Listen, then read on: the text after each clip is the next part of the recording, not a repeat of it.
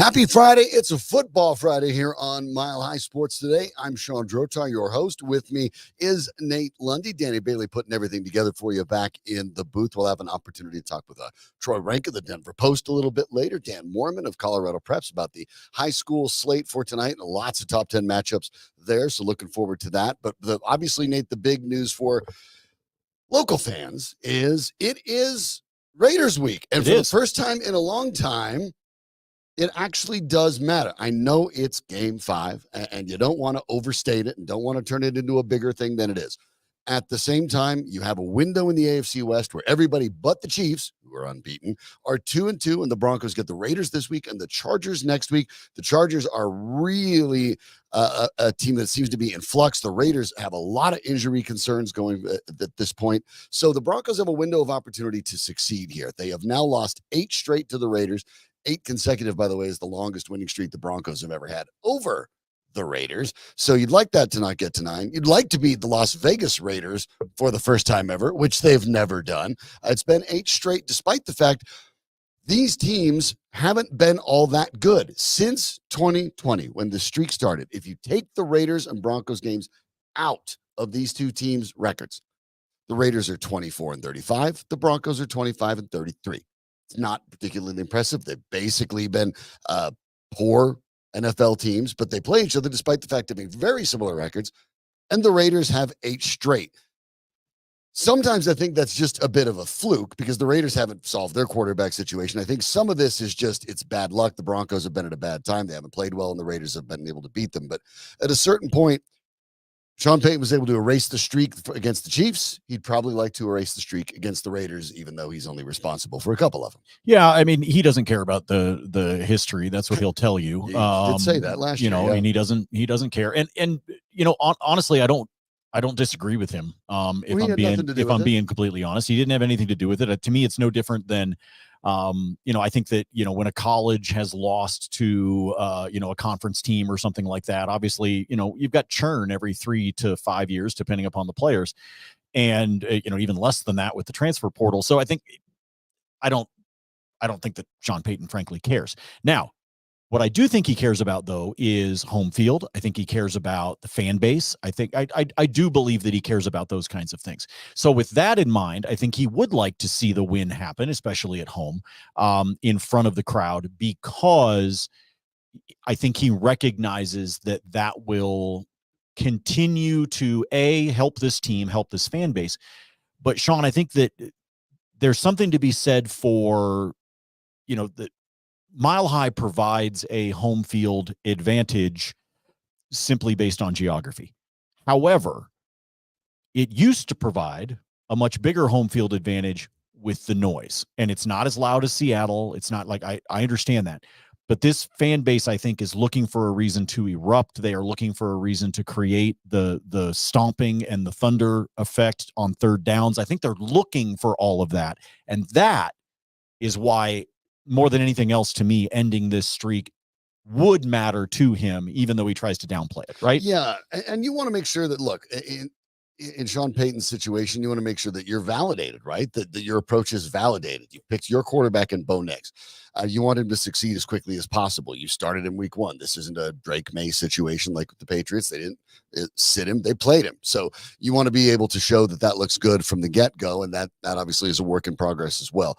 It's funny that way because he was prickly talking about the Chiefs last year in his first year as head coach, even though they ended up beating them and breaking that streak, basically kind of pointing out that anything before me getting here I don't care about, which, on one hand, I think for Broncos fans, that can kind of irk people, but you do have to put yourself in Sean Payton's shoes, and he's right. Didn't have anything to do with any of those things. Yeah. Now, from here on out, though, he did lose 2 to the Raiders last year, including after benching Russell Wilson, going to Jared Stidham, and that didn't work out either. So this is a big one. The Broncos aren't favored in a lot of games this year, as we expected. You've pointed that out multiple times.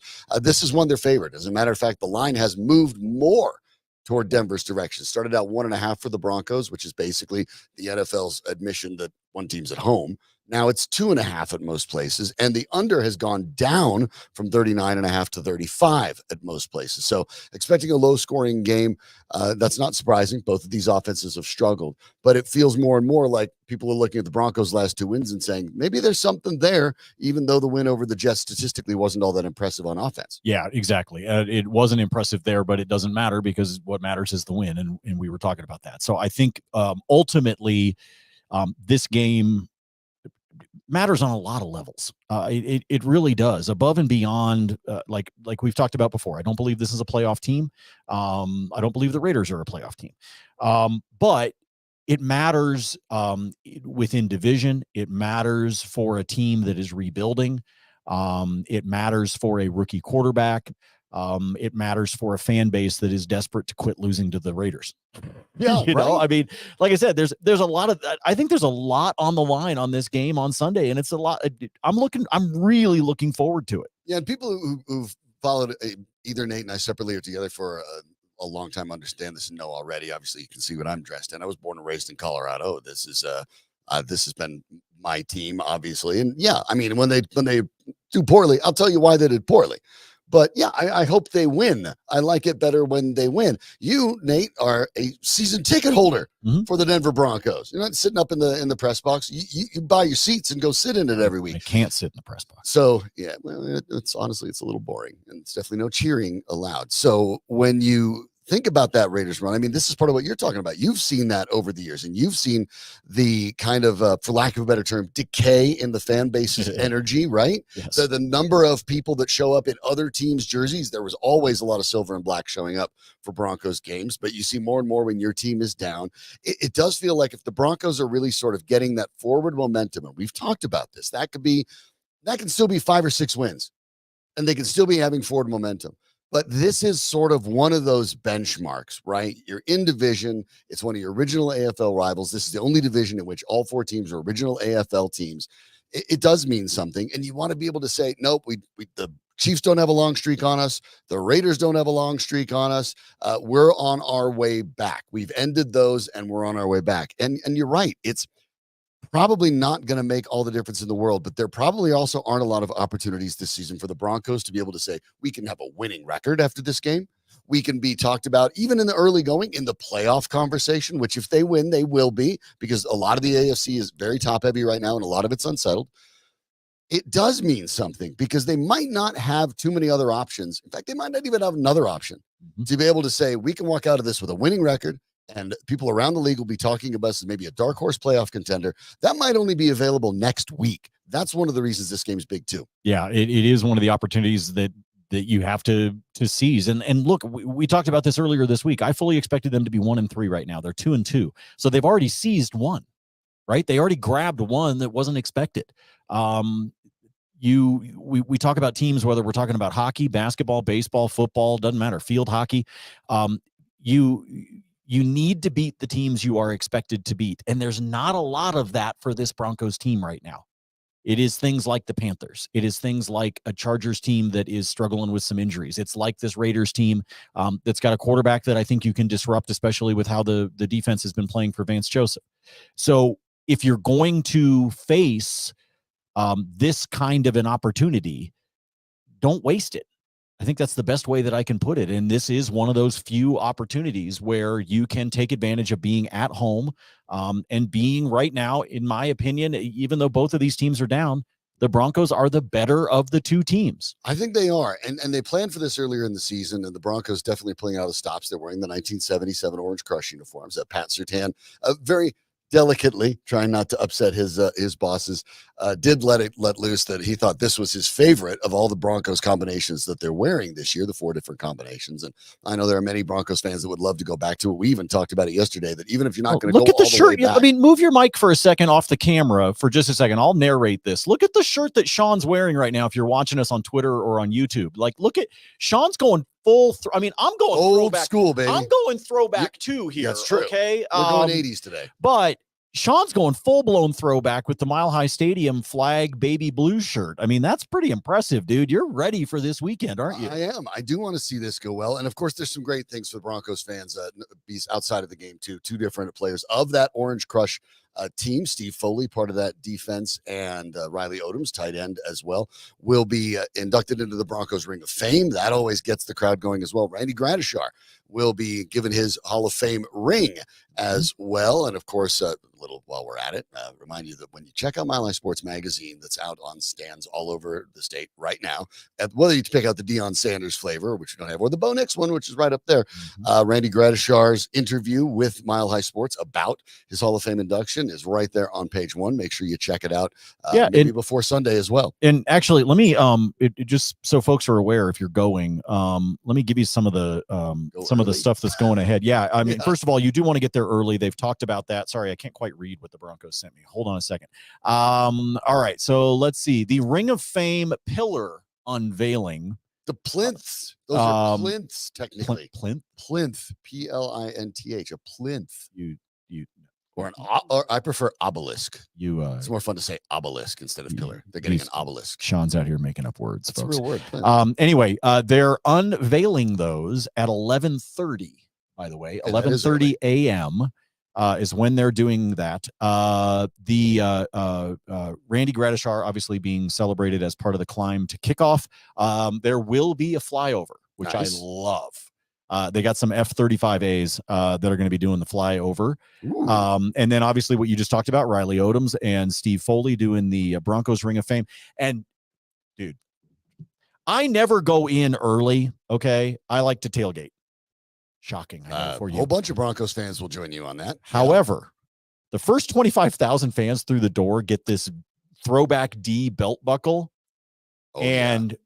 My wife may not let us tailgate. I think she really wants one of those belt buckles. Yeah. And so I may be stuck. And we may have to go in early. You're a country music guy, so I mean, you can rock. Yeah, but I ain't gonna wear that. You can rock the belt buckle. She will. I won't. I won't. No. I'll look weird. I'll look weird. But anyway, that's the stuff that's going on. And so if you are going to the game this weekend, there's a couple of the notes, and they are celebrating it, and it makes it kind of fun, the fact that they are celebrating it and doing so with the throwback unis. Yeah, and I remember, kind of course, at the end of the 77 season, of which the Broncos wore that, they got to their first Super Bowl, but they got to their first Super Bowl by beating the Raiders in Old Mile High Stadium, 20-17 in that AFC Championship, with Tom Jackson famously going over to the Raiders sideline and taunting John Madden with the immortal, "It's all over, fat man." So the kind of things that you can, you know, whatever makes you happy, whatever gets people what happened fired next up against Dallas in the Doomsday Defense. So we're not going to bother discussing that, or maybe the all-time record for interceptions in the Super Bowl, which still not gonna work here anymore. We're not gonna touch that. Yeah, we're gonna let that one fly. Speaking of the fact that I was giving you some reminders for what's coming up on Sunday, the flyover, all that kind of stuff. Also a reminder, I mentioned this on yesterday's show, but if you missed it, tonight with our friends at number 38, obviously the Buffs are on their bye week right now. But that is our official home for all of our watch parties, home and away for the Buffs. That is where you find us, the Mile High Sports crew, the SCO Show, Anilo Pirro, Chase Howell, Danny Bailey. That is where you find us when we are watching the games with all the fans. And if you've been down already for one of the watch parties, you know how much fun it is. Now, here you are, you're like, Nate, what are you talking about? They don't play this weekend. Why are you promoting a watch party? Because they have a special meet and greet event tonight with the Buffs. Because it is the bye week, it's an opportunity for folks to be able to do this. DJ McKinney will be there. Cameron Silman Craig will be there. They've got a DJ that's going to be on hands. It is a great meet and greet opportunity if you are a Buffs fan, or if you've become a Buffs fan because of the attention that they are getting, and you're rooting for the local squad. It's all starts tonight at 6:00. If it's anything like our watch parties, you're going to want to be there as early as you can. I know some of you have to work, so do whatever you can. But if you can get down there tonight, make sure you're there. This event gets started at 6:00. Again, DJ McKinney, Cameron Silman Craig will be there from the team. And then we'll get back to our watch parties next weekend when the team gets back to work. But this is a chance to kind of celebrate how things have started so far this season and get a chance to do so with a couple of players right there on hand. You can get all the information. Just search up number 38 there in Rhino, one of the best spots that you can hang out. And of course, the weather is continuing to be beautiful here in the Mile High City. So it's a great opportunity. Tonight starts at 6:00 at number 38. Yeah, expected to be gorgeous gorgeous this weekend. I mean, unless you were looking for fall weather, you're not going to get that. But you won't need to bring the parkas either in an October game. If I get distracted, by the way, folks, it's because technically the NHL season is underway. Okay, in Europe, I know people are watching, playing preseason. Like we got the preseason game in Abu Dhabi on here in the studio right now as we speak. Nuggets are losing, by the way. Not that anybody, it's preseason. Who cares? But I'm also getting distracted because the Devils and the Sabres are playing right now in Prague. And it's great because there's actually preseason NHL games today. And there's games that count because these two games, it's basically each of the teams, the Devils and the Sabres, each gave up a home game to be a part of this global series that the NHL has been doing and how they've been dropping the puck on the season. I think this is great that they are doing this, especially with all of the foreign-born players in the NHL and an opportunity to showcase the NHL overseas where they may not, necessarily get a chance to see it as often as we do here in North America. But Devils are up 2-0 at the end of the first, if anybody cares. But if I'm distracted, it's because I've got the game on the laptop here in front of me. Nate's so I'm ready just for keeping hockey track. Season. So anyway, I'm just throwing that out there. Obviously, the Avs will drop the pucks on their season next Wednesday in Sin City against the Golden Knights. We'll talk more about that next week. Yeah, they have one more against the Utah Hockey Club to round out their preseason, and then they'll be able to go at it Wednesday. But for the Broncos in this Raiders game, Nate, there are a couple thoughts. The Raiders actually are pretty porous against the run. So the Broncos obviously have to be able to do something on the ground to help Bo Nix. But is it time against a Raiders defense that is beaten up, that has been poor thus far, to maybe open up the offense? On Wednesday, Sean Payton said specifically about Bo Nix and the offense, quote, "We have to be stepping on the gas right now." Now, you could read into that what he will, but obviously I'm sure after the performance in New York and some of the wobbly performances for the offense, only one good one in Tampa Bay, I think that Sean Payton, who's known as an offensive coach, probably means that. What would that look like? Right now, Bo Nix is 25th in the league in passing yards, 32nd in average yards per completion, and 34th in touchdown passes, now tied with Amon-Ra St. Brown, who is a wide receiver for the Lions. So what would an improved passing offense look like against the Raiders on Sunday? I would say that for the offense in general, I would go back to a term that, shall we say, friend of the program, Brian Billick likes to use. And that is when we talk about explosive plays. And those can happen on defense and on offense. And the next time that we have Brian on the show, we'll have him talk some about that. But because we say this all the time, whenever you get a chance to spend some time with Coach Billick, you're a smarter football fan. He's one of the best. But I think that, to me, stepping on the gas, quote unquote, to me is seeing some explosive plays. Now, I'll tell you that for the most part, the NFL tends to define an explosive play as a pass play that goes for at least 20 yards or a run play that goes for at least 10. Okay. So I'm just making sure that we're on the same page here, right? When I talk about this, I think that they need to see some more of those. So not necessarily, it's a deep, it's a 30-yard deep pass attempt or anything like that. Although I do think that we'll continue to see more of that with Bo as long as he stops making them interceptable. But I think it's just getting some of those big plays because you're eating up chunk yardage, which obviously you always want to be able to do. There's one thing about, 3 yards in a cloud of dust. There's also something to be said for being able to eat up 20, 25, 30 yards all at once. So I think that's part of it. But I think, Sean, you would admit that everybody wants to see more of that from the running game. So that's talking about, again, explosive play, 10 yards or more on the ground. And they want to see it through the air. Was last week's touchdown to Cortland Sutton a precursor? I'm going to tell you that it is. And when we get to our betting segment later on in the show, I'll share with you why. But there's an opportunity here, I think, to see, like, if he's talking about stepping on the gas, I'm going to say my definition in terms of what I'm going to be looking for on the field is like this acceleration, pop back.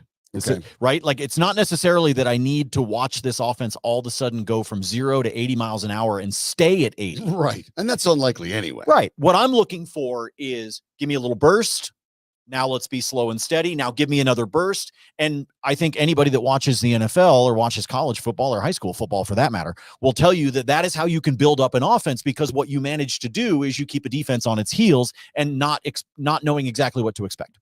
Yeah, I think that part is interesting, because what that looks like, I don't necessarily know. You want to see explosive plays here and there. Like, who has explosive plays? I'll just real quick. Who leads explosive plays right now in the NFL through the first 4 weeks of the season? The Green Bay Packers.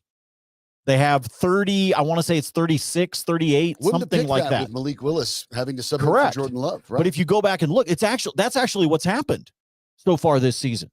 Right now, the Green Bay Packers lead the NFL, and like I said, it's mid to upper 30s. I can't remember the exact number, but they are the team in the lead when it comes to explosive plays on offense. Again, 10 or more running, 20 or more through the air. Now, you have to call them for that to happen, too, because Nix is not going to make them happen out of the blue. 62% of Nix's passes are within 10 yards of the line of scrimmage, so the Broncos are not pushing it downfield terribly often. And when you put some of that 62%, obviously, you're also looking at a number of them being behind the line of scrimmage, a lot of them being behind the line of scrimmage, over 10% of those being behind it. But he has, as you pointed out this week, Nate, a very interesting stat. Nix is tied for 4th in the NFL with passes that are down the field 20 or more yards. Mm-hmm. Now, he's not completing very many of them, 29%. And as we said, he's number 1 in the league in interceptable passes. But at what point do you have to take the training wheels off in a facet where I guess we look at it and say, okay, but he's throwing the 4th most downfield of any quarterback? Well, you actually kind of don't want that. It feels right now that you're either babying Bo Nix or you're asking him to do something he's not ready for. That Goldilocks in the middle spot where he can continue to get a little better and you can just give him a little more on his plate every single week. To my eyes, and I'm not a football head coach, but to my eyes, Sean Payton just hasn't hit that yet. It's either way too simple, way too vanilla, way too predictable, way too close to the line of scrimmage, or way too far down where Nick simply doesn't have a feel for the speed of the defensive backs yet. That's why he's throwing interceptable balls, not necessarily reading defenses. Look, Kirk Cousins got baited into a bad interception last night late in the game. Turned out that they ended up winning the game anyway. But even he can fall. A guy that's 36 years old and played for as long as he has, even he can fall for the safety that kind of lies in wait and pounces on a route over the middle. So if that happens to Kirk Cousins, you know that Bo Nix is going to make those mistakes too.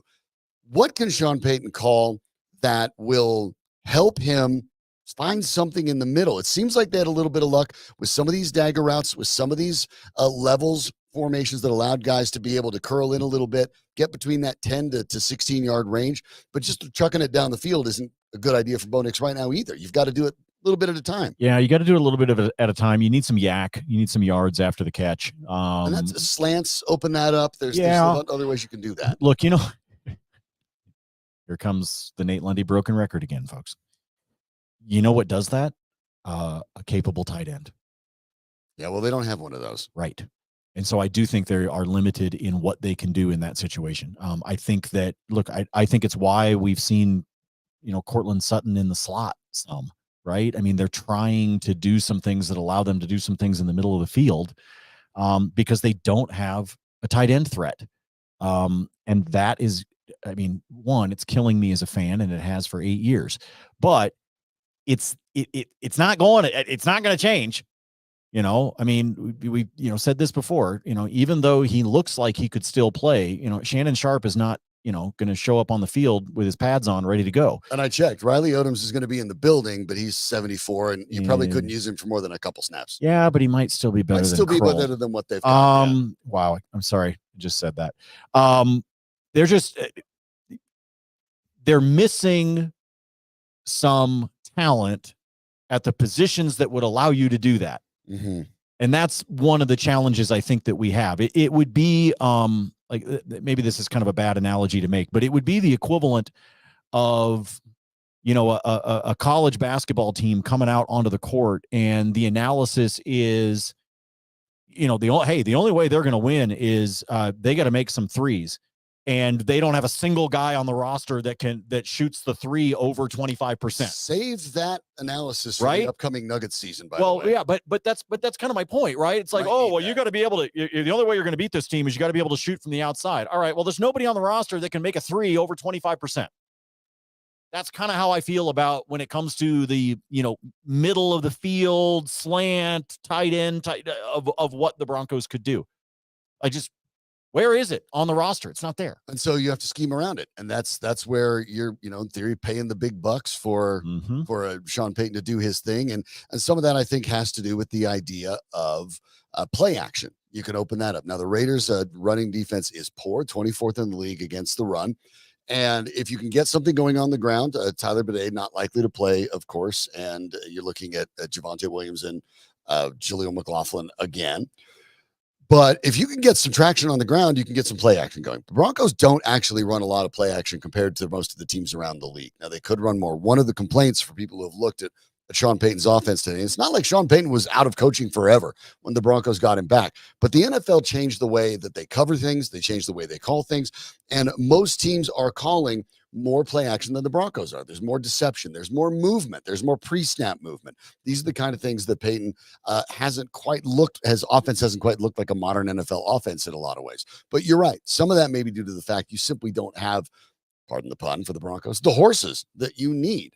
The other concern about opening up the passing game, and I think the Broncos do need to do it, I think they do, is even though he is held up extremely well, maximum credit to right tackle Alex Palczewski in relief of Mike McGlinchey, who's on the injured list. But Max Crosby's coming into town. Mm-hmm. Max Crosby's going to play. And Max Crosby in 10 games against the Broncos has 13 and a half sacks. And Max Crosby tends to line up over the right tackle. Yikes. So now this really comes into the scheme of the passing game because you've got to make sure that Nix can get it out quickly. Nix hasn't been sacked in the last 2 games. That's all well and good. But when you're talking about finding a way to scheme success for Nix, play action's got to be a part of it. Quick passes have got to be a part of it, but you've still got to move it downfield. Payton's going to have to do something he hasn't done, I think, as the coach of the Denver Broncos. And we talked about this earlier this week with Vance Joseph. The idea that Joseph is altering what he's doing quarter by quarter, play by play. Payton seems to have a game plan, and if it pans out, great. And if it doesn't, then he comes in after the game at the press conferences. Well, we had some other things in the hopper ready to go, but down in distance didn't help us out.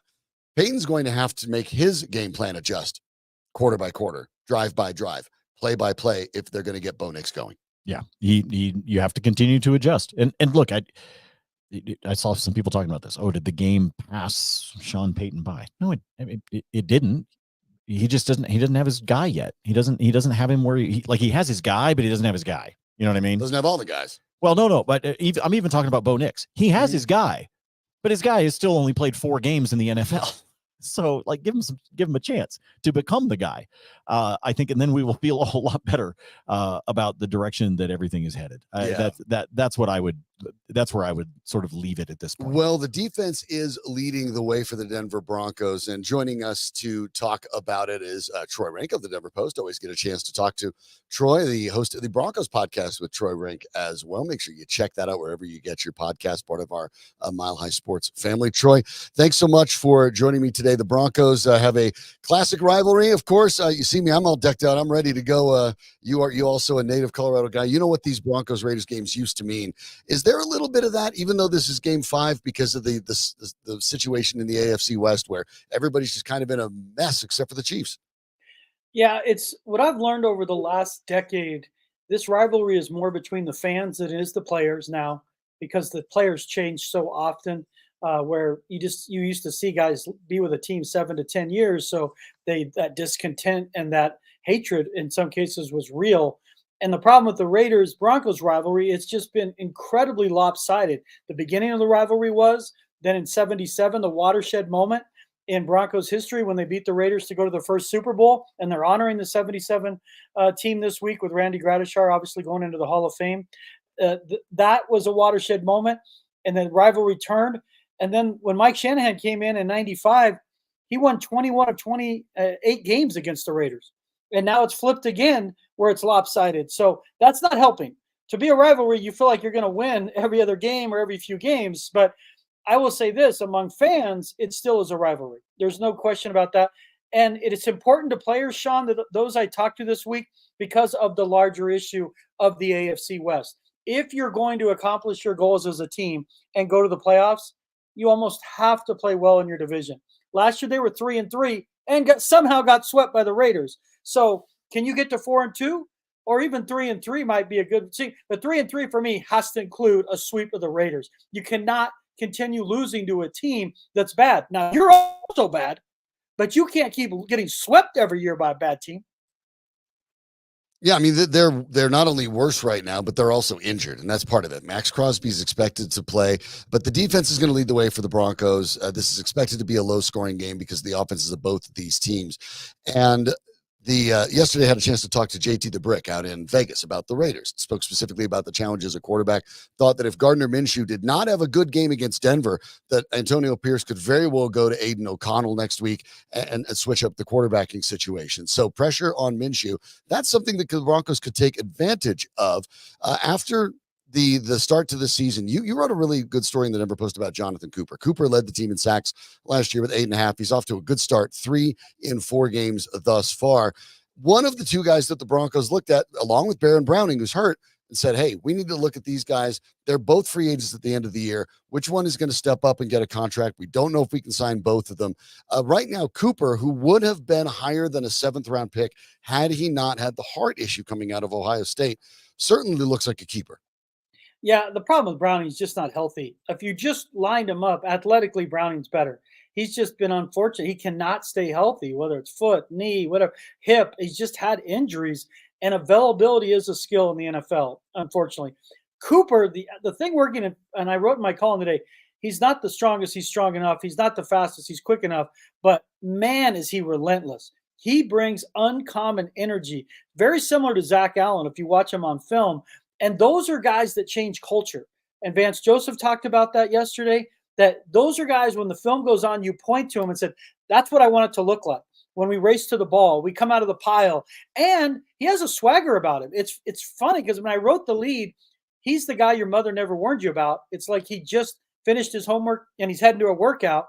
But you get him on the field and he goes into this, in his case, it's a Spider-Man transformation. And he called the black suited Spider-Man. He causes havoc. And he talks smack.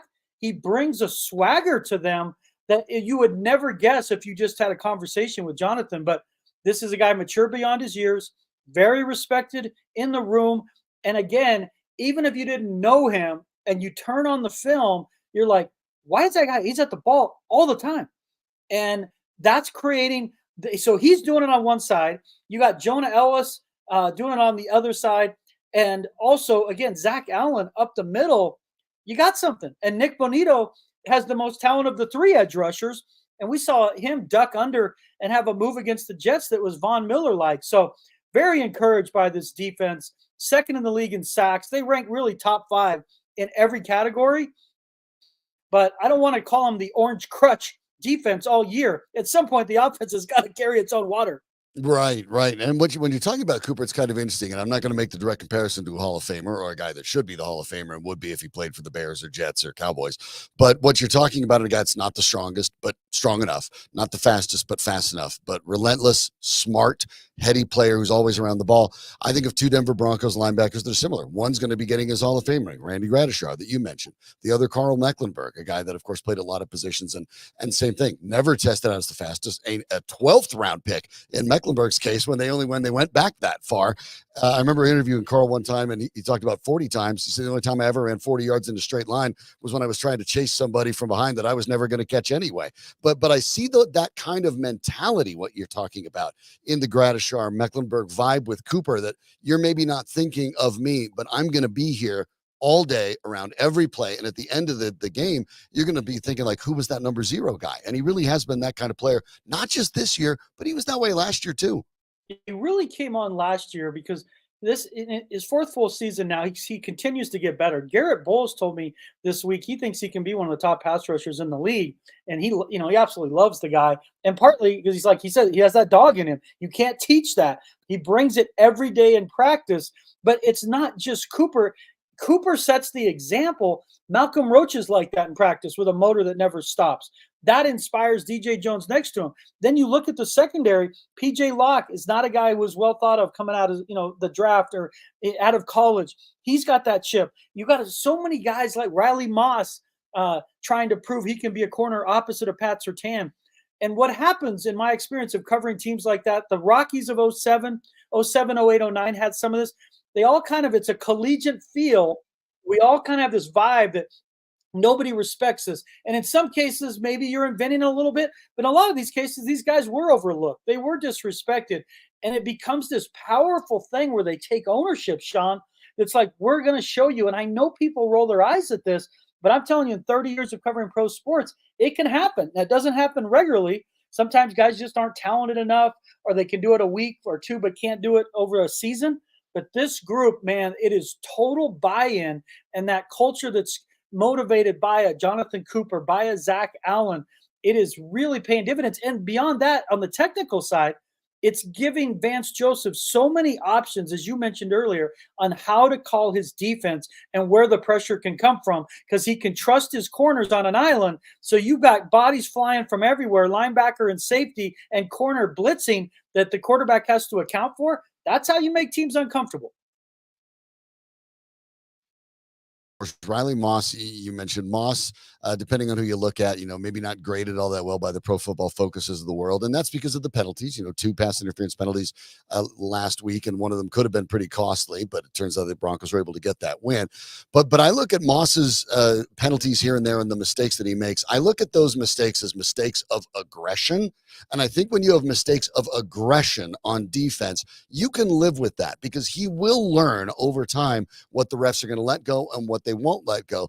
I think Moss has not been just better than expected. I think he's been borderline outstanding, given what the Broncos expected out of him and fans may have expected out of him. I think they really may have found their guy on the other side of the Satan for the next handful of years. Yeah, well, again, you're going to the year hoping he's functional, serviceable, because you don't know. He missed most of last season with a hernia surgery right before camp, was never in the mix to play. And we saw, in camp, you're like, man, I really like the way he opens up, his recovery speed, and he's just very clingy. He's very sticky. You don't see him like guys open and him catching up. He's just with them a lot. And the interference call in the end zone, frankly, I thought it was a BS call, because he found the ball, he knocked it down. Again, there's 4 or 5 interference calls every game in the NFL that could go either way. I didn't like that. The other one was an interference call, but you're right. And he got beat by Godwin by a touchdown, which was just a great play. But the thing about Moss, like what happened with Damari Mathis, he played aggressive like that, had penalties his rookie year, and then would come back with attitude.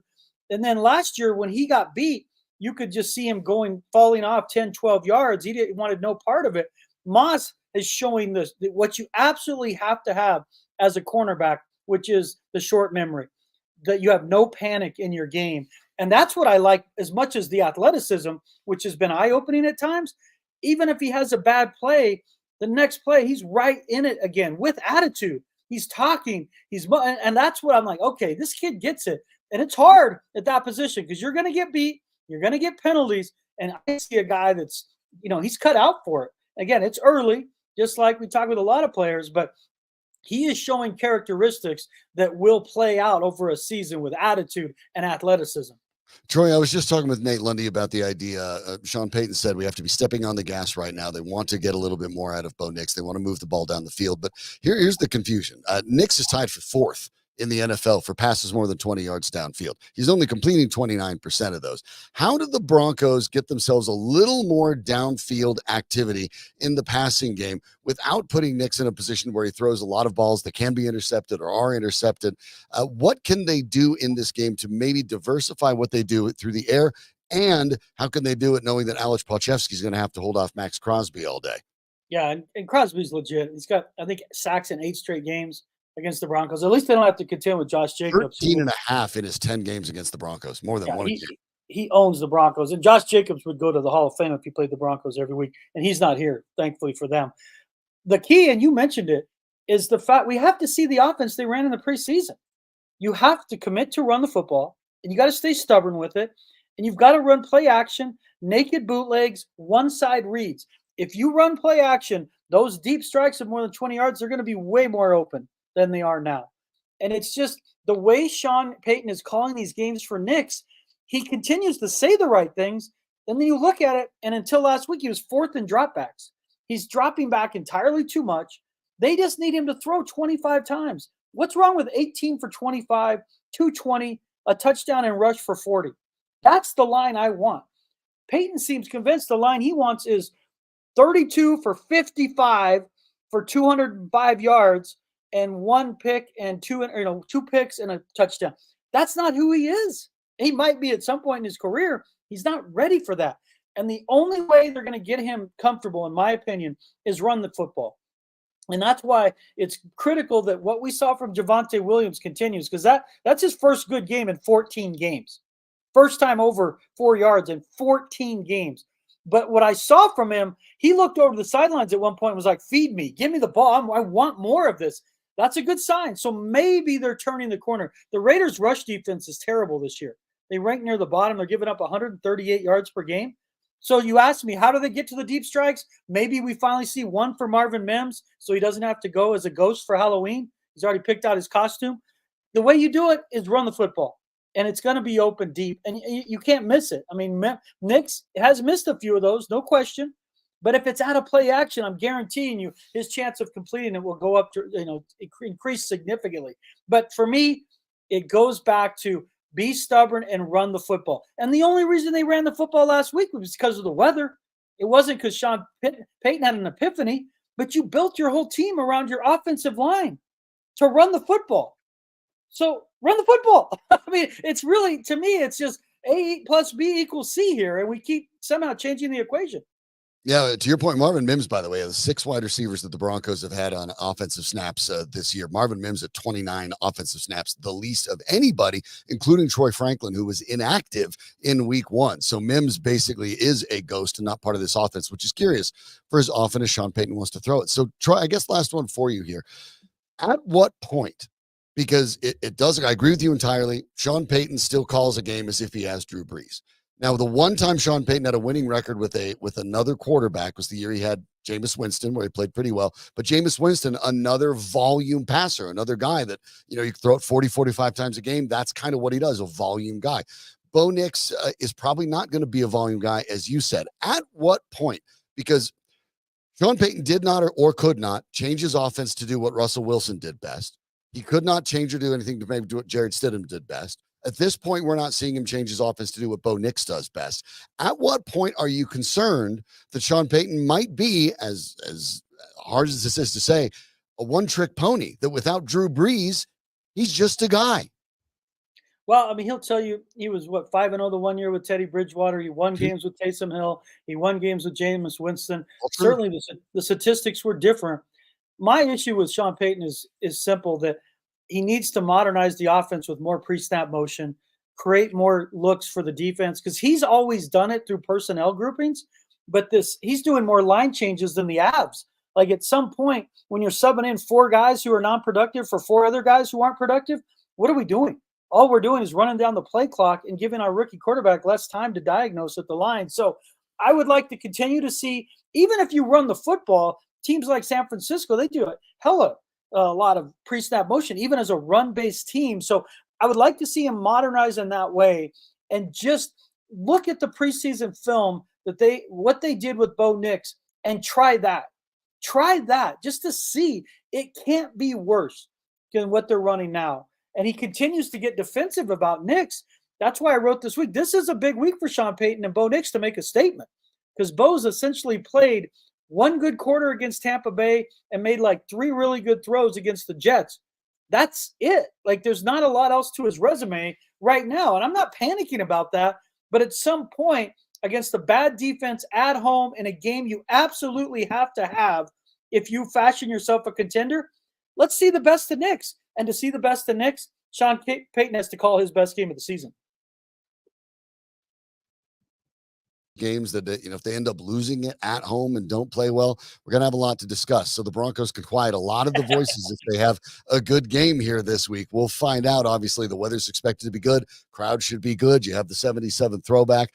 Everything there in the Broncos' favor. We'll see what they do. You want to follow Troy Renck, of course, for all the latest. Catch him with the Denver Post. And while you're waiting for the game on Sunday, grab the latest Broncos podcast with Troy Renck and check out all of that as well. And on the podcast this week, for a little bit of teaser, what have you got cooking?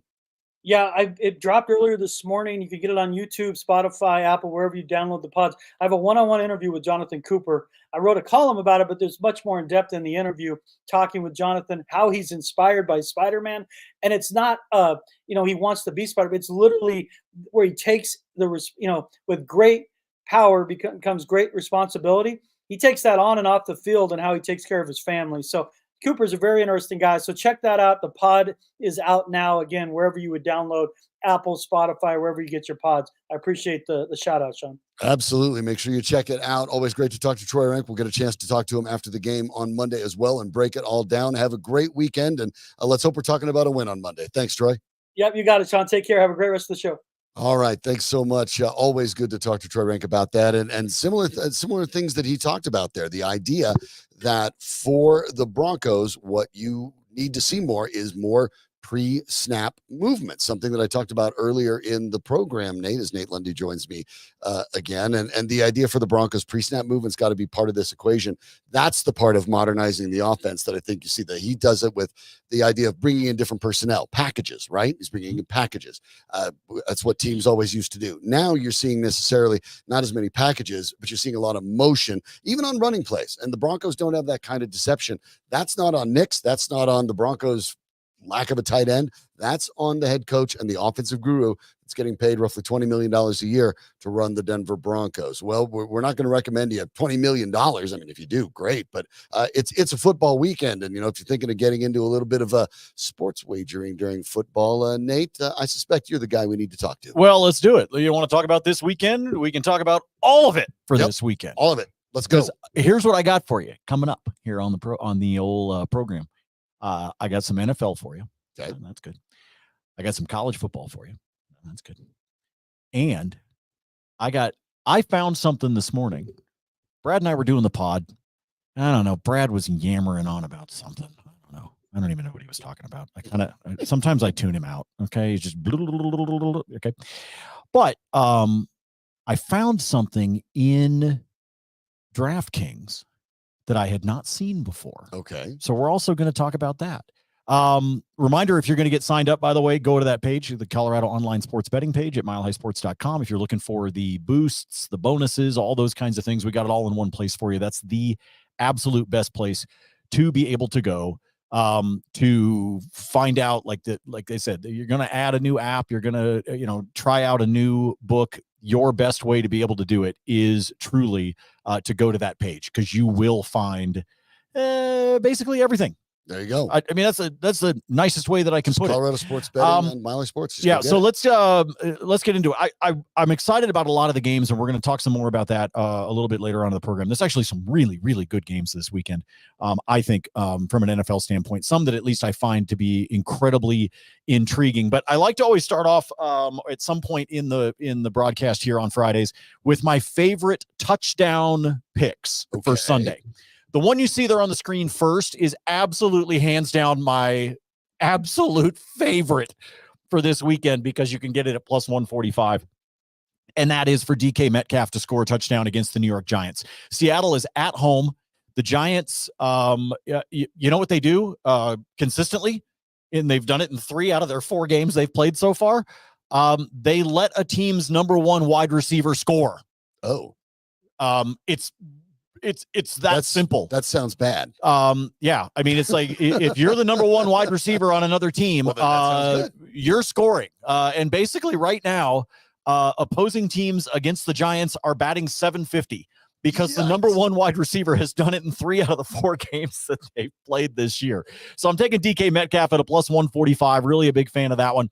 I think Jaden Daniels will call his own number in Washington's contest as they take on Cleveland.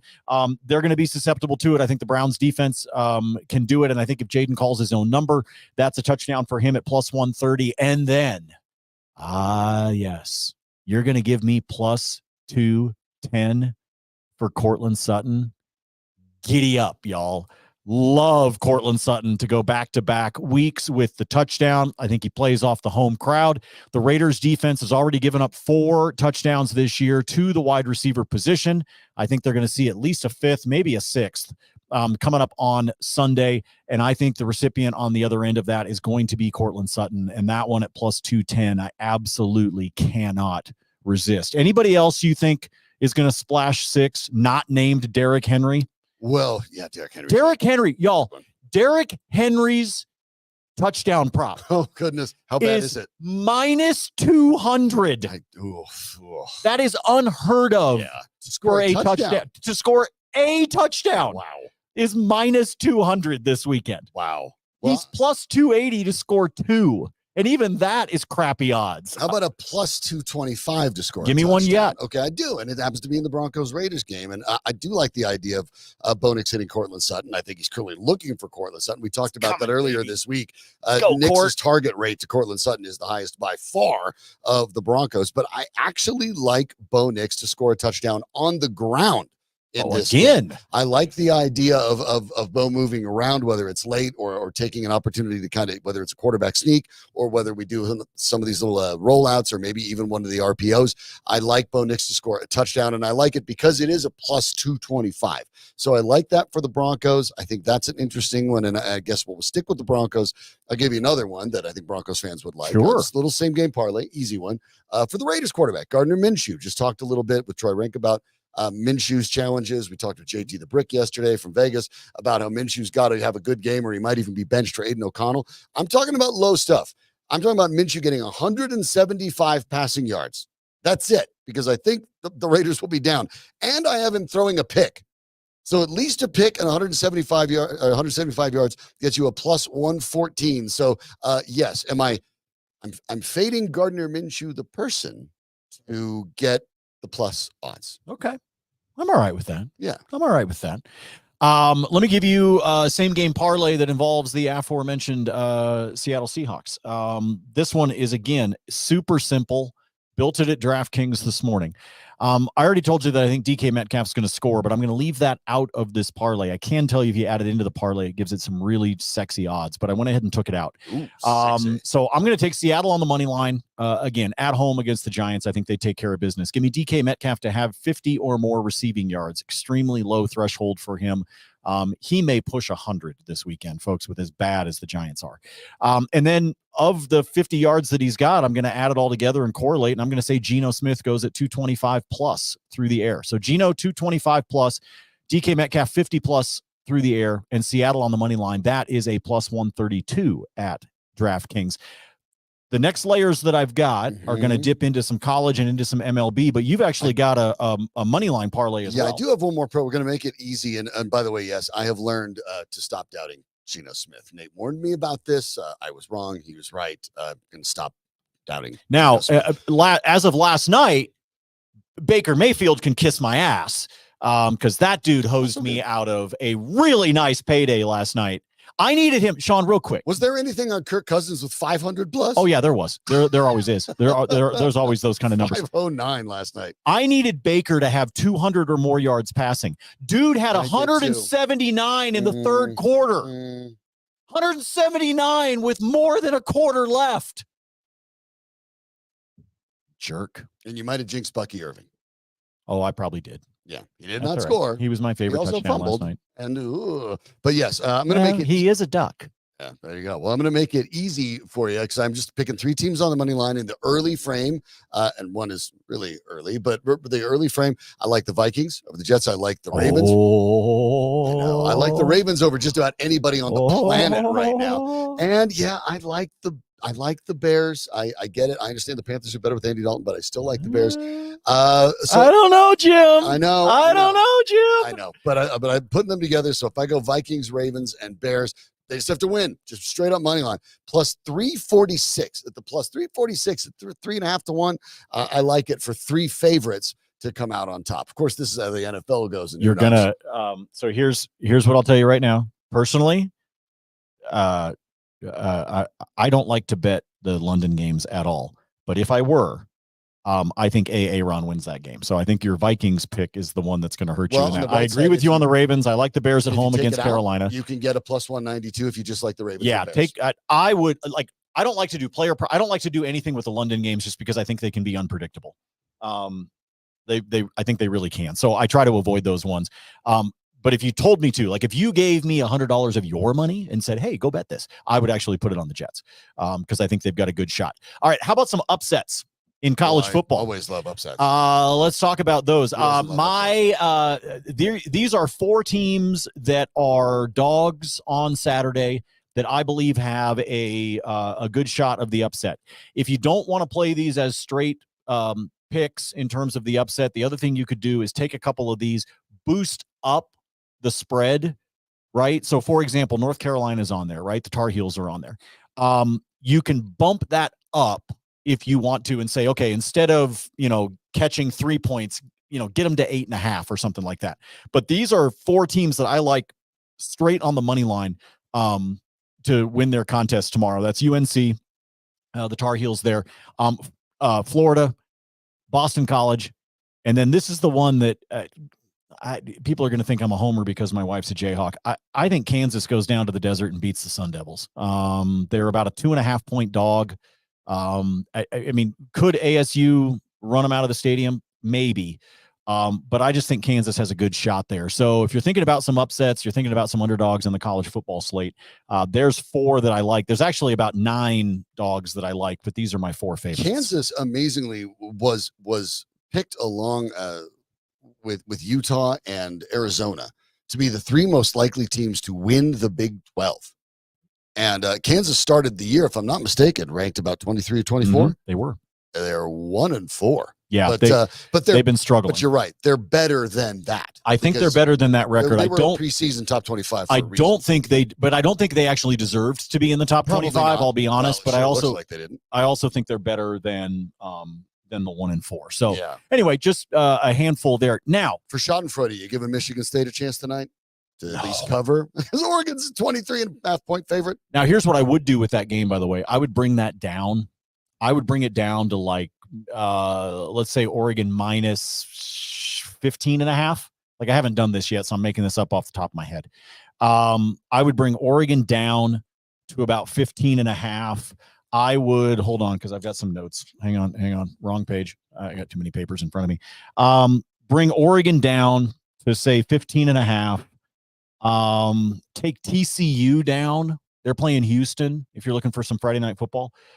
Bring TCU down same way. Bring them down to like 6.5 or 5.5 if you can. Put those 2 together. And then call me crazy. I think UNLV is going to win again. I was about to say, I love UNLV tonight. Matt Sluka leaves with the NIL dispute. And then they pound the crap out of Fresno State. Haj Malik Williams steps in, the senior out of Atlanta, goes 13 for 16 with 3 touchdowns and runs for another 119 and another touchdown. Now, the thing I will tell you, Syracuse can beat you in a lot of different ways. So UNLV's defense is going to have their work cut out for them because Syracuse can get after you in a couple of different ways. There's a lot of people that are on Syracuse plus the points at the 6.5. I don't hate that bet either. I do think UNLV, though, will win. It really makes me wonder if, although in the media there was this big deal about the quarterback leaving and unfulfilled NIL promises and things like that, but when you see a team come out the very next game and absolutely pound the snot out of their opponent, makes me wonder if there wasn't some distractions and crap like that in the locker room. If they don't miss him, and maybe this team doesn't miss him. Mm-hmm. You know what I mean? Like the same thing. That's as soon as I saw that score from last weekend against Fresno State, that was what I was thinking. All right, this is a ton of fun, folks. And I had not seen these before. I know my job as a betting analyst is supposed to find these kinds of things, but I found this morning. Okay. DraftKings has a bunch of series specials that you can do in the Major League Baseball divisional series that get underway tomorrow. Okay. Mm-hmm. And one of the things that you can do is, and they let you parlay these together, which is what makes it so much fun. You can bet on guys to have 1 or more, 2 or more, 3 or more, etc. of RBI, hits, and the one you see on your screen, home runs over the course of the entire series. I love that. This is not a bet where you're saying this has to happen in game 1. So what I put together, it's on the screen there for you. This is really simple, folks. I need Jose Ramirez to have at least 1 home run in the series. Okay, that's it. I need Kyle Schwarber to do the same thing. Schwarbs. I need Schwarber to do the exact same thing.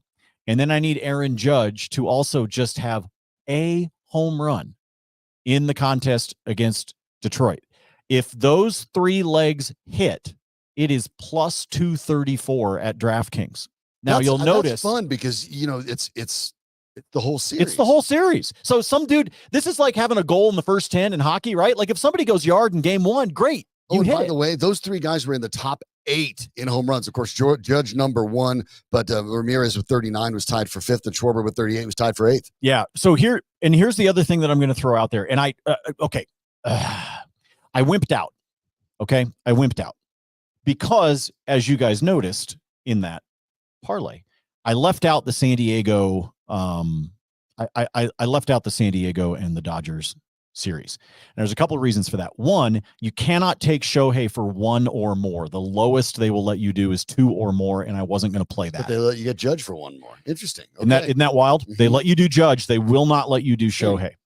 But here's where I wimped out, and that's Manny Machado. Machado had 30 home runs this season, okay? 5 of the 30 came against the Dodgers. Yeesh. Now, granted, you would expect that against a divisional opponent because there's more games, right? Like he's not going to have 5 of them against the Brewers, right? Because you don't have the same number of games as you do against a divisional opponent like the Padres and the Dodgers do. But that is still a hefty percentage of his home runs that came against one team. If you add him to that 3-leg that I did, it throws it up to like, I want to say it's like 425. I wimped out and didn't do it. I just went with the 3 that I felt the most confident about. What I probably will do sometime between today and tomorrow's first pitch, with the DS with the divisional series, is I will probably do one for a small dollar amount, and I'll add Machado in just in case. Yeah. Congratulations to those of you who picked one out for Pete Alonso, by the way. I saw Neil Apira walking around here, our local Mets fan. He was basically just gliding. I'm surprised he's not. He was just drunk. Like gliding. It wasn't even walking. He was just like gliding across the floor. Last one, I'll leave you with this, and then I know Dan Mohrmann is coming in. Yeah. They are talking about 50-mile-an-hour winds in the Rutgers-Nebraska game. Take the under. Yeah, sounds like that would be the case for sure. Big time wins, not a lot of throwing the football at least. Well, we'll see some really, really good games in the high school slate coming up this evening. Obviously, some very, very big games. Almost feels like the playoffs. And joining us to talk about it is the editor-in-chief of ColoradoPreps.com. Looks like we got the memo on the hats. Nice job, Dan. Dan Mohrmann. Hey, you know what? Hey, it's Raiders week. Right? Raiders week, and they're going to look good. The Broncos are going to be dressed to impress this weekend. Yeah. So Dan joining us here, breaking down the schedule, and there's some big time games here. I mean, it really is. There's top 10 matchups across the board. Let's just go to the big one right off the bat. 5A, Mountain Vista, Valor Christian, number 2 and number 4. Both teams unbeaten. We know about the quarterbacks, really, really good. There's some really talented players here. This could be a game that we could see as the state championship down the road. It's that good. There's definitely potential for that, right? You can't really write off Cherry Creek at any point of the year. You can't write off Columbine at any point of the year. But this is a game that it's not even just that it's a potential late playoff or state championship game preview, but this is going to have major implications in terms of how the 5A playoff bracket is built when everything gets released in November. And I say that because if you're a team that doesn't want to see Cherry Creek until you get up to Canvas Stadium at Fort Collins, this one is going to have an impact.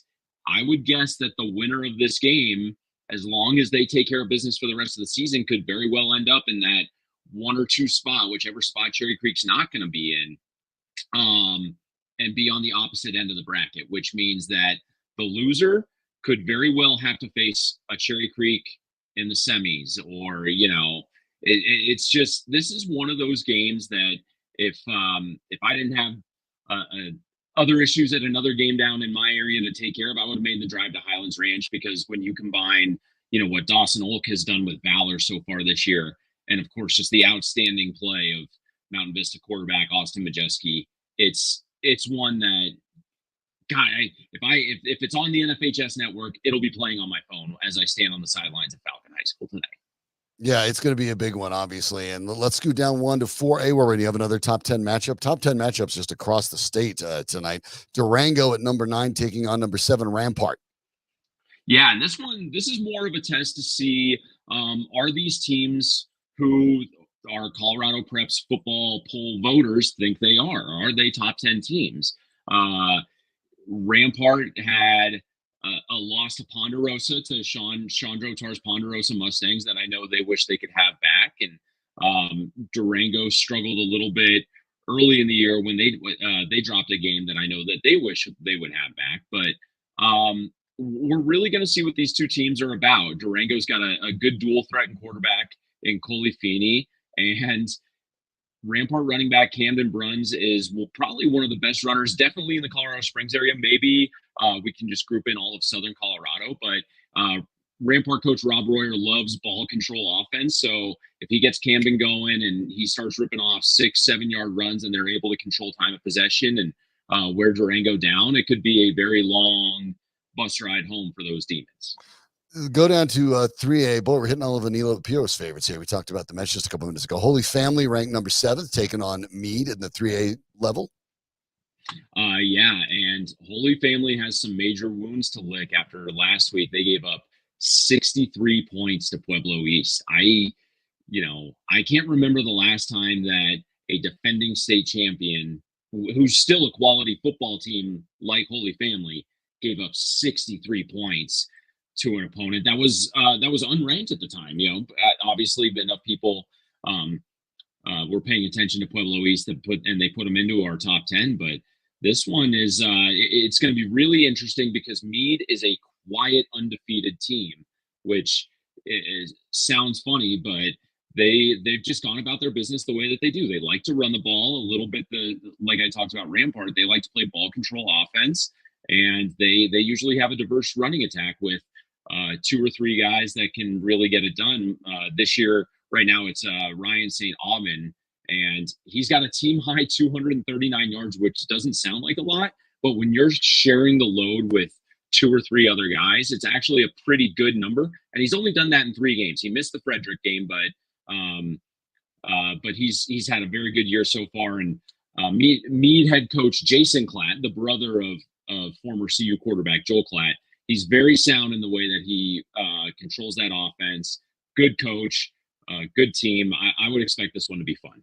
And it's an opportunity for Holy Family to bounce back. You knock off an unbeaten Meade team that's in the top 5, and maybe you're back on track. So obviously a big opportunity for them, and for Meade, another chance at the defending champs. So a lot to play for both of these teams.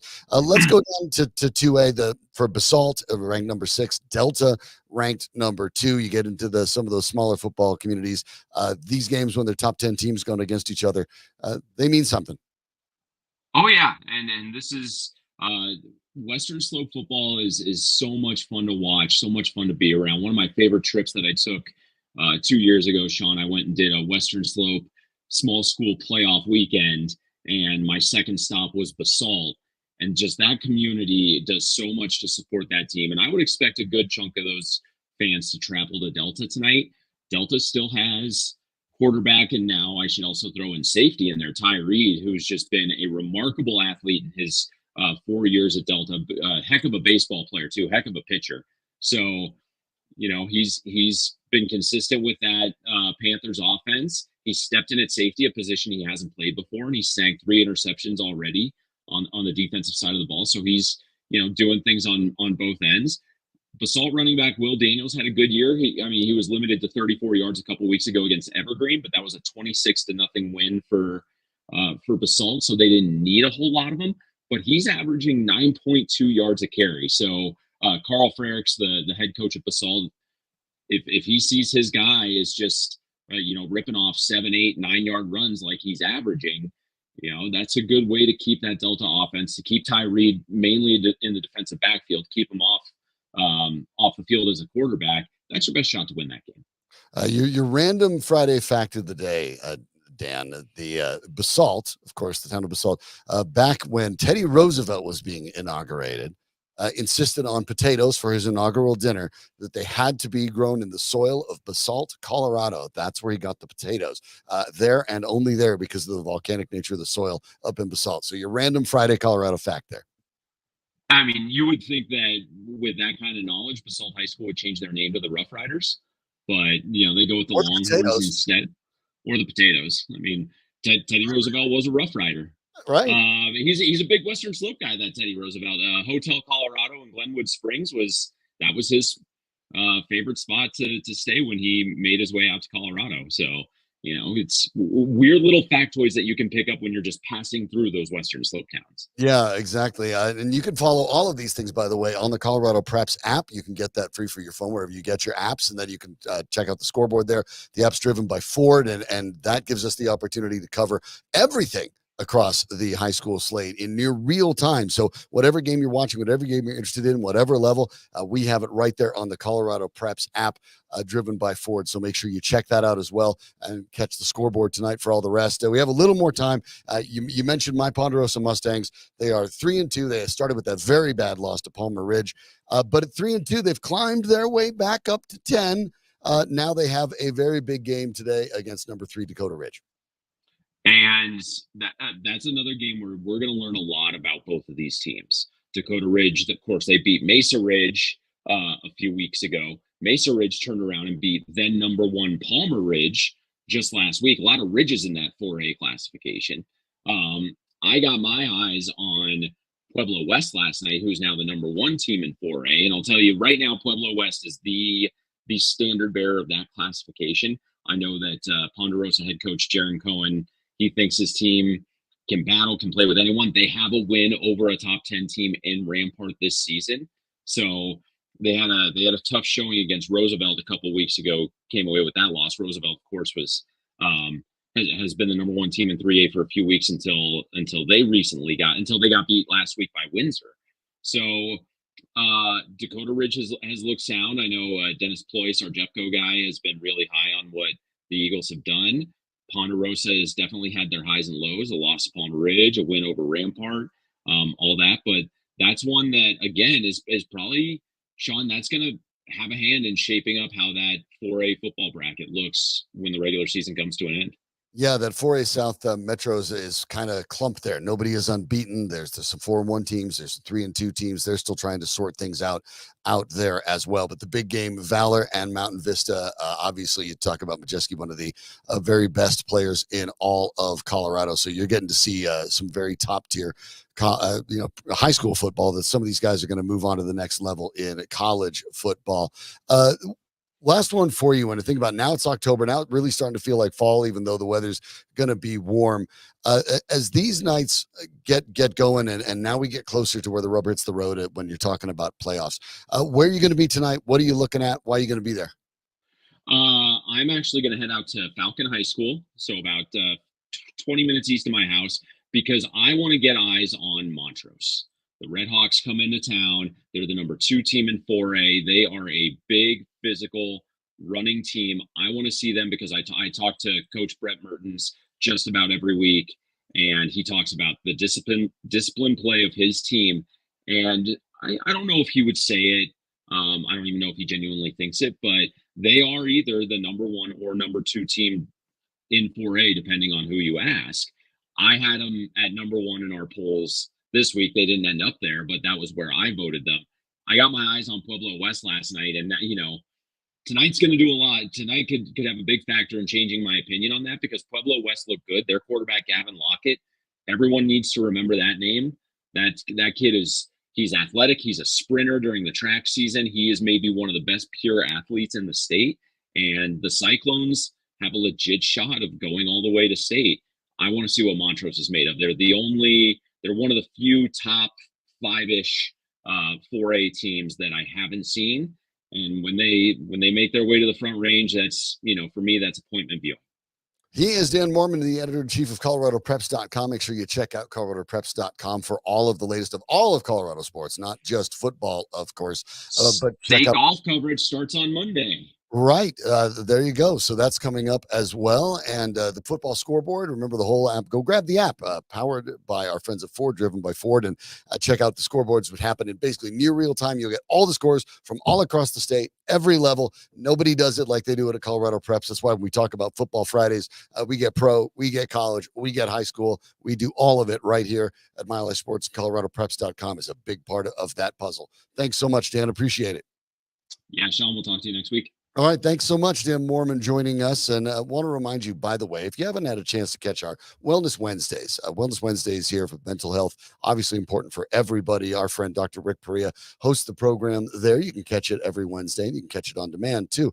Dr. Rick Perea, performance psychologist, has worked with the Broncos during their Super Bowl 50 run. He's worked with many other NFL teams as well. The Rockies, when they were making playoffs, worked all over the country with a lot of different teams and a lot of different players, NFL Hall of Famers throughout the part of his business that he's been able to build over the course of the years. But he can also help you, whether you're a parent of a young athlete, whether you're a young athlete themselves, or whether you just work in a cubicle somewhere and you want to get a little bit better at what you're doing. You can still benefit from better mental health. So get your checkup for the neck up from our friend Dr. Rick Perea. You can go to his website at think14u.org. That's think14, the number 4, u.org, and check out everything that Dr. Rick Perea can do for you. When you have a chance, check out Wellness Wednesday with Dr. Rick. This week, Chris Brewer came into studio, did a terrific job talking about the way that NIL worked, how it used to work, how it works now, and how that even impacts college locker rooms. So the idea of mental health mattering in sports, we know about it more than ever, and it can help you as well. So check out our friend Dr. Rick Perea on Wellness Wednesdays. Get your checkup from the neck up with Dr. Rick Perea. Nate Lundy is back. And Nate, after we've gone over the high school situation, a lot of good stuff in high school, this is going to be a fun sports weekend. As you talked about, the NHL is already underway in Prague. Yeah, Buffalo's not doing me any favors, though. Are the Sabres still getting blanked, Danny? Yeah, it's 3-0. Okay, so not good. But the NHL season underway out in Europe. The NBA preseason, the Nuggets started their preseason today in Abu Dhabi in the United Arab Emirates. They lost 107 to 103 because the to the Celtics. Shot 61 3-pointers. Yeah, it's preseason. Folks, 61. The starters played exactly as many minutes. In the name of what is that? I'll tell you what that is. That is, we'd like to avoid physical contact by driving the lane and potentially getting somebody hurt. 61 threes. So the starters play exactly as many minutes as you need to make the league happy. Anyway. Nikola Jokic plays for 14. Goes for 14 and 8 rebounds in his 17 minutes. Starters played just about 15 and minutes or so. They play again on Sunday. They play early. It's at 8 a.m. Denver time that they play again in Abu Dhabi on Sunday. The Nuggets had 18 guys take the floor. Yeah. You may, if you know basketball, you don't actually get 18 threes. Guys on a roster. So it's NBA preseason. Yeah. So if you're up early to watch the Jets and the Vikings, turn on a little NBA TV. You can also throw the NBA TV on, and you'll see the Celtics and the Nuggets do their second game in Abu Dhabi. But you're right. There's this is not like last weekend's college football schedule was unbelievably awesome. But there are still some really good games. There's a lot of stuff to look forward to this weekend, both college and pro, and then obviously the MLB. Yeah, baseball obviously gets going. Excited seeing again that the idea was it's kind of amazing because coming into the wild card round, 88% of the time since they've gone to the 3-game series, the team that won game 1 won the series. Well, it's higher than that now because 4 for 4 in this wild card round after the Mets came back where they won their game over the Brewers. Pete Alonso with a 3-run home run in the 9th inning. I don't know if you can get more dramatic. They move on, but now the Mets take on the Phillies. You talked about Kyle Schwarber there, the Padres and the Dodgers in the NL. Everybody's wanted to crown the Dodgers all year long.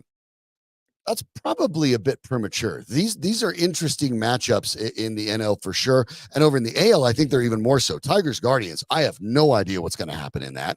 And yes, the Yankees look really, really good. But if there's one way that the Yankees can be beaten that they've really had trouble with, it's teams that do small ball, that run, that take the extra base, that do all the kind of stuff the Kansas City Royals do. So yeah, obviously Guardians, Yankees, Phillies, Dodgers, they all won their divisions. They're the favorites, but I'm not convinced at all that that's the 4 teams that are going to advance. No, you're not. But if you actually think that it will come down to things like home field, right?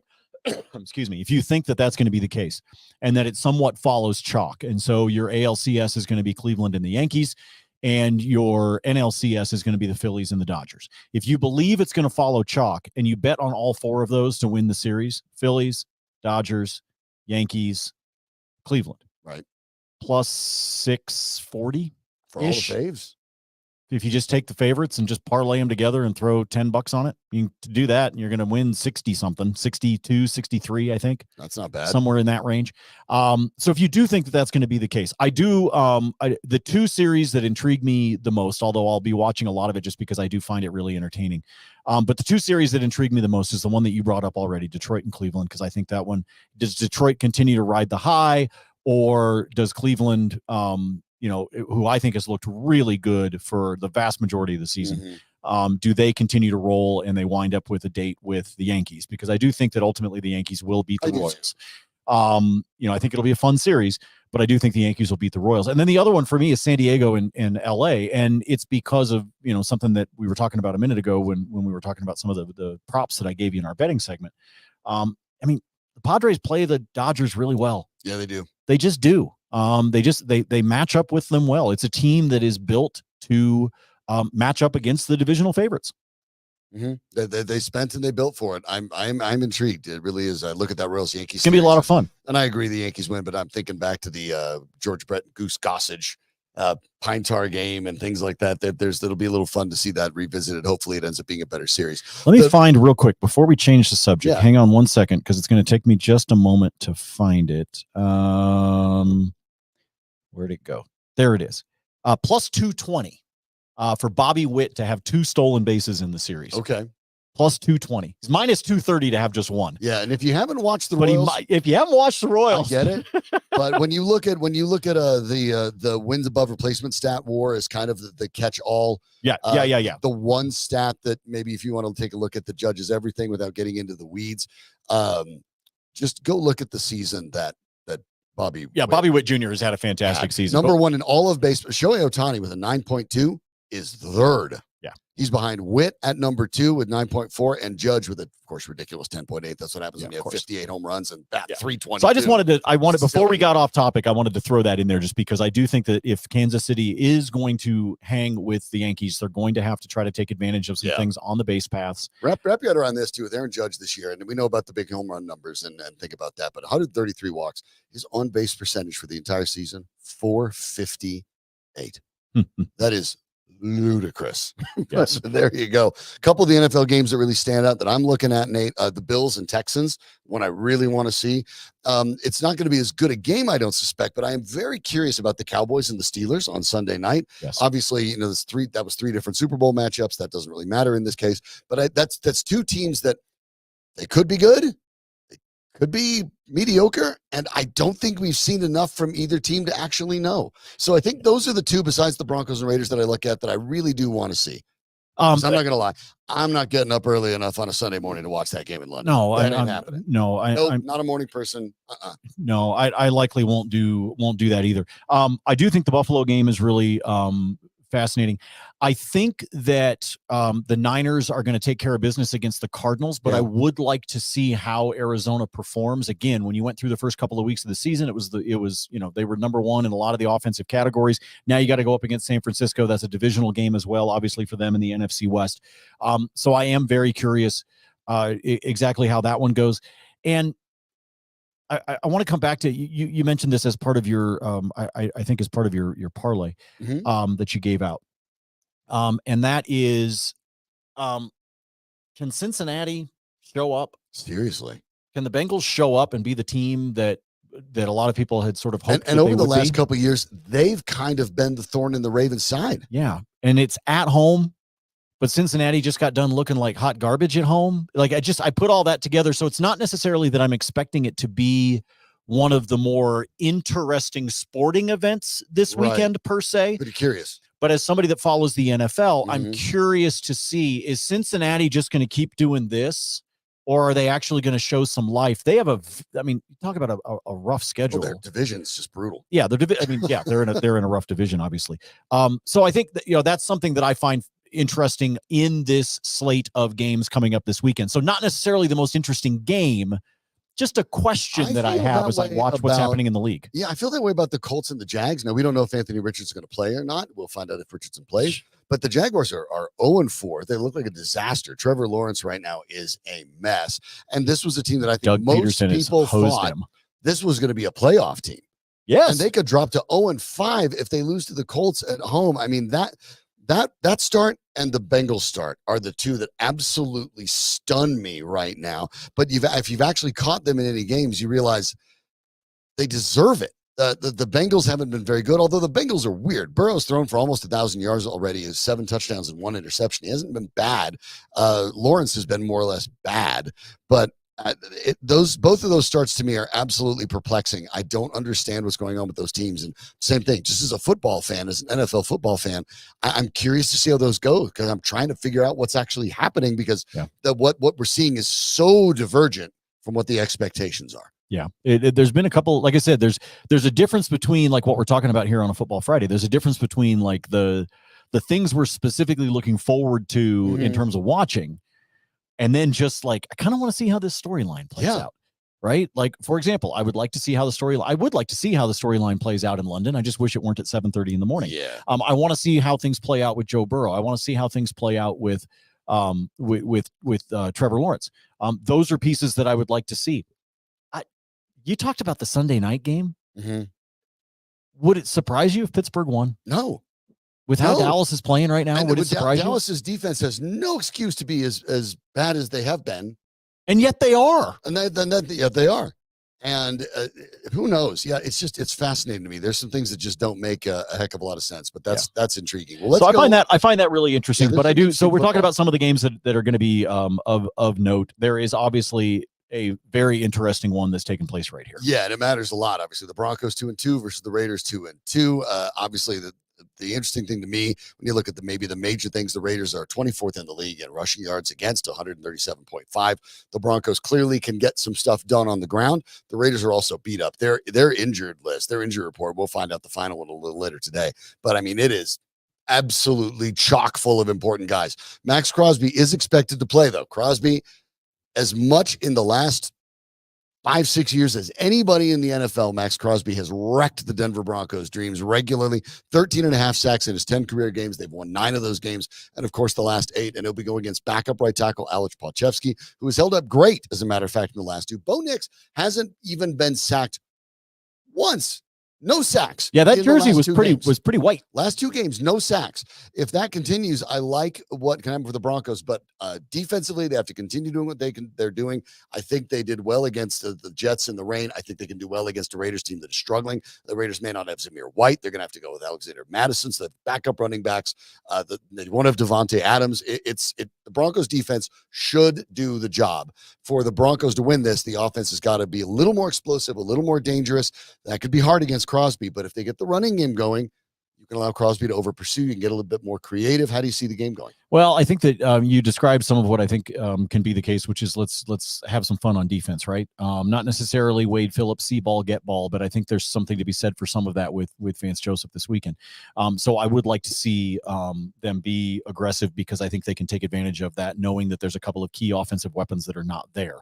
The defense across the middle for the Broncos without Alex Singleton, you got to make sure you know where Brock Bowers is, man, because that guy's really talented. So you better make sure you know where he is and that you're keeping him in check. And if he does get a catch, make sure there's not a lot of yak afterwards. Bring him down to the ground. In terms of how it can play out, I'll speak to it from a betting standpoint. I believe the over-under on the team total points for Vegas is 16.5. I think they're under that. They might finish right at 16. But I think they're going to stay low. I think they're going to have a low scoring output because I think this defense has found its rhythm, and I think that they're going to cause some havoc for Gardner Minshew. So I do believe that that'll be the case. I think it's going to be low scoring there on the Raiders side. I've already told you that I think Cortland Sutton is going to score this weekend. I think he splashes 6 again for the Broncos at plus 210. You talked about Bo Nix running one in. So, if we start to play that game, we throw a couple of Will Lutz field goals on the board, which is another bet I like, by the way, over 1.5 made field goals for Will Lutz. You start putting those things together and you're talking about what, Sean, maybe a 25 24-16, 24-14 type of victory. Maybe it winds up being closer than that. But that's kind of how I see it playing out. Yeah, I see it much the same way, Nate. As much as I wanted to say this will go all full 1977 and the Broncos win 20-17 like they did in the 77 AFC Championship. I don't think the Raiders can score 17. I'm with you. I look at it. I like that under at 16 I think and a half. the Raiders get to 13 points. I think the Broncos, you talked about Sutton. I talked about Nix. I think they get some field goals. I think the weather's going to be good. They can move the ball. I expect another good performance from Javonte Williams, which will really help the Broncos.